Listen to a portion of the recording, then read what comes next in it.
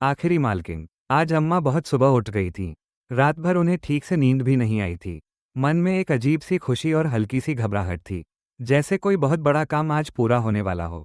स्नान करके वे पूजा के सामने बैठी, आंखें बंद करके भगवान से कुछ बुदबुदाई, और फिर धीरे धीरे अपने कमरे में आकर पलंग के नीचे रखा पुराना लोहे का संदूक बाहर खींच लिया। वह संदूक उनके जीवन का इतिहास था। उस पर लगी जंग जैसे बीते वर्षों की कहानी कह रही थी। अम्मा ने कांपते हाथों से ताला खोला। अंदर लाल कपड़ों में लिपटी छोटी छोटी पोटलियां थीं। उन्होंने एक एक पोटली खोलनी शुरू की। उसमें चांदी के छोटे बड़े चम्मच, कटोरियां, लोटे, गिलास, सिंदूरदान, इत्तरदान और वो पुराना चाबी होल्डर था जिसे उनकी सास कमर में खोंस कर रखती थी। हर चीज को हाथ में लेते ही अम्मा की आंखों के सामने पुरानी यादें तैरने लगतीं। ये कटोरी उनकी शादी में मिली थी। ये गिलास तब मिला था जब उनके बेटे का जन्म हुआ था। और यह सिंदूरदान उनकी सास ने आशीर्वाद देकर दिया था।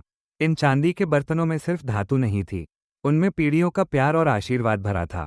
अम्मा का इकलौता बेटा शादी के बाद शहर में नौकरी करने चला गया था। बहू भी उसके साथ ही रहती थी। सालों बाद पहली बार बहू 3-4 दिन के लिए घर आई थी। अम्मा का मन खुशी से भर गया था। उन्हें लगा था कि अब वो अपनी इस पुश्तैनी विरासत को बहू के हाथों में सौंपकर निश्चिंत हो जाएंगी। कल शाम उन्होंने बहू को अपने पास बुलाया और यही संदूक खोलकर उसके सामने बैठ गईं। एक एक बर्तन निकालकर उसकी कहानी सुनाती रहीं। उनके चेहरे पर गर्व था और आंखों में उम्मीद कि बहू इन सबको उसी प्यार से अपनाएगी। आखिर में अम्मा ने लाल कपड़े में सब बर्तन बांधकर बहू की ओर बढ़ाते हुए कहा, बेटी, ये हमारे खानदान की निशानी है। आज मैं इसे तुम्हें सौंपना चाहती हूँ। इसे अपने साथ ले जाओ और संभाल कर रखना। पर बहू के चेहरे पर खुशी नहीं, बल्कि असहजता झलक आई। उसने थोड़ा हिचकते हुए कहा, अम्मा जी, मैं इन चीज़ों का क्या करूँगी? न तो मैं इन्हें इस्तेमाल करूँगी और न ही मेरे लॉकर में इतनी जगह है। वैसे भी आजकल ऐसी पुश्तैनी चीज़ें या तो पड़ी पड़ी खराब हो जाती हैं, किसी के कब्जे में चली जाती हैं या बेच दी जाती हैं। अगर इनके साथ भी ऐसा हुआ तो आपको बहुत दुख होगा। बहू की यह साफ साफ बात सुनकर अम्मा कुछ पल तक चुप रह गईं, जैसे उनके अंदर कुछ टूट गया हो।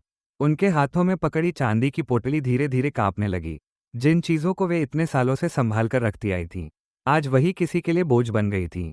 कमरे में कुछ देर तक सन्नाटा छाया रहा। तभी अचानक घर की घंटी बज उठी। अम्मा ने चुपचाप पोटली उठाई और दरवाजे की ओर बढ़ने लगी। उनके होठों पर हल्की सी बुदबुदाहट थी। लगता है सुनार आ गया। पुश्तैनी चीज़ों की कीमत एक खानदानी जौहरी ही समझ सकता है। नए जमाने के बच्चों को क्या पता कि विरासत लॉकरों में नहीं, दिलों में बसती है। दरवाज़ा खोलते समय उनकी आंखों में आंसू थे। उस पल अम्मा समझ चुकी थी कि अब इस खानदान की विरासत की वे ही आखिरी मालकिन हैं, और उनके बाद शायद ये कहानी भी चांदी की तरह गलकर कहीं खो जाएगी। आपको ये कहानी कैसी लगी? ऐसी ही नई नई और प्रेरणादायक कहानियाँ सुनने के लिए हमारे चैनल को ज़रूर फॉलो और कमेंट करें। धन्यवाद।